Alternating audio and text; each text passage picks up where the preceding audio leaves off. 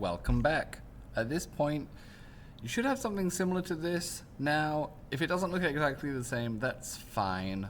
3D design and using Onshape is about making stuff your own, and potentially you did things in a slightly different way. That's okay.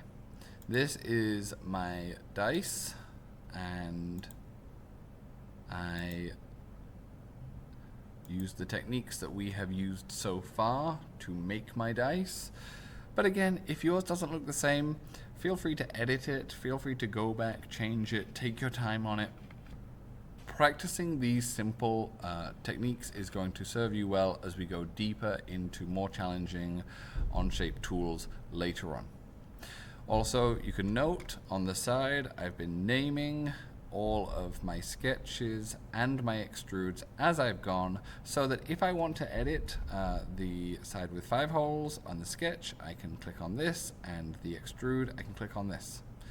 So now I've got my dice. Where do I go from here? Well, I think it would look a little bit nicer if these edges weren't as sharp. So I'm going to use the fillet tool. But I'm only going to make a small fillet of 0.25.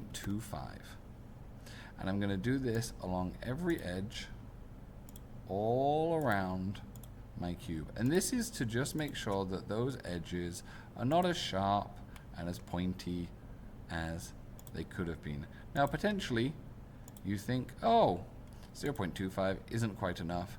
I would rather have 0.5 or maybe even 1. But 1 is too much here because then we have our fillets overlapping. So there is some trial and error in this. There is some things you need to keep in mind as you're working on this.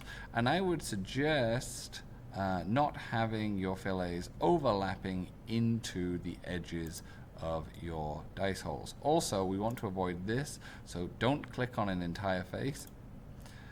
Once you're done, or you think you're done, click the green tick, and then you can see if you're finished.